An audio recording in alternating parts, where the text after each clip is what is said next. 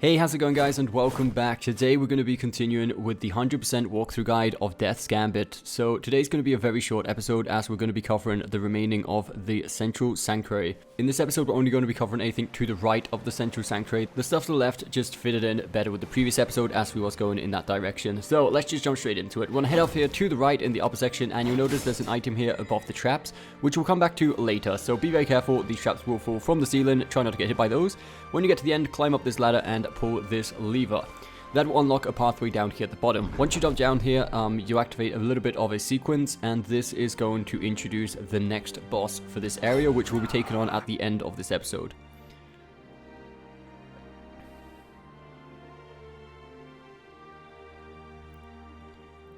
Once this finishes dialogue, we want to jump down the pathway that just got opened by pressing the lever. As soon as we find this first archer enemy on the right, we want to take him out and jump off the balcony while sticking to the left hand side, and we'll find the first of the tomes for Bulwark, which is the boss we just seen a few seconds ago.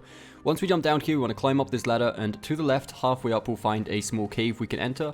If we go in here, we'll find a new NPC. This NPC for now will just give us one consumable, and that's pretty much all there is to it. Later on in the game, when we come back here, there will be a little bit of a side quest going on, but that's nothing we have to worry about at the current time. Just make sure you pick up this consumable for now.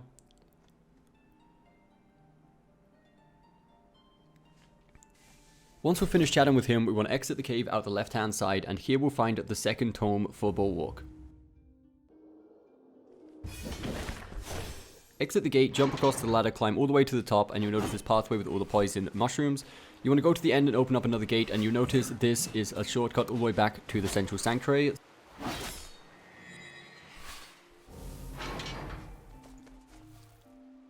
So once we open that gate, we want to return back to the ladder area.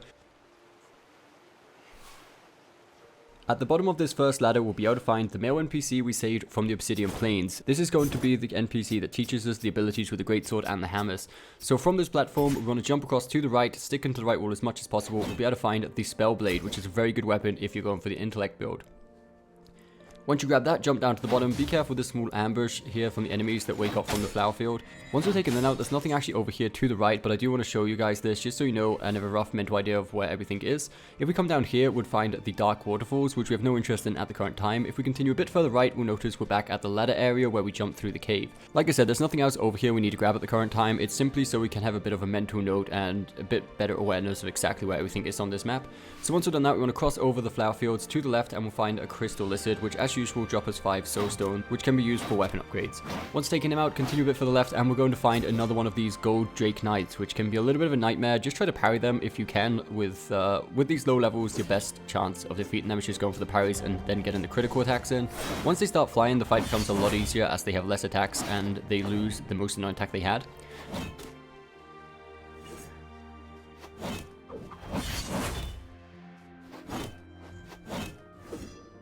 For taking him out, we will be awarded with a decent amount of shards this early on in the game, as well as unlocking a shortcut over here to the left. This lift just here will not be unlocked until we defeat the Dark Knight, which is the boss down at the Dark Waterfalls.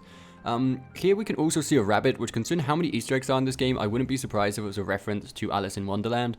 If we continue in this direction, walk out to left, and we'll unlock another shortcut all the way back to where we left our horse, which we should probably recognize by now is where the Central Sanctuary is. Now what we want to do is we want to make sure we rest at the Central Sanctuary. What this will do is reset those traps that we may remember are the first ones we set off as soon as we started this video, and I said there was an item would come back for a little bit later. So by resetting these traps, what we want to do is go down through one of the shortcuts we unlocked. Either of them is fine, as long as we don't walk underneath those traps to activate them, because we're going to be using them as platforms, which we'll see in a short while. So approach the area from any other direction that isn't from the standard way we used the first time.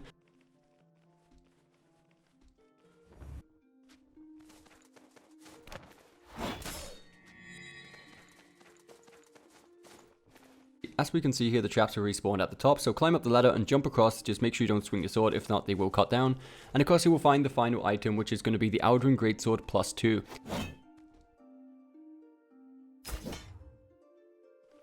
That is every single item. Don't do what I just did there and cut them down as you're jumping across, or they will fall on top of you.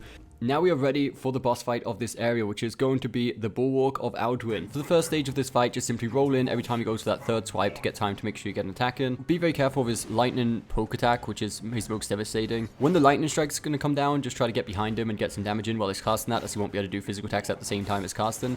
Also, as a bit of an unintentional bonus, we're going to find out here together what happens if you die at the same time as killing a boss, as we did take that final hit at the same time as striking him down. So it's pretty obvious that the boss isn't going to respawn even if you die at the same time as killing him. As we can see here, the boss stays dead.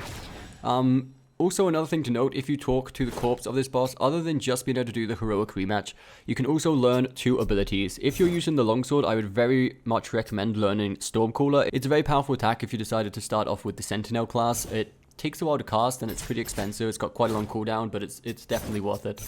So that is going to be the end of the Central Sanctuary 100% walkthrough. I hope you guys did find this video helpful. If you did, don't forget to hit the thumbs up button, subscribe for more content coming very soon, and we'll see you next time.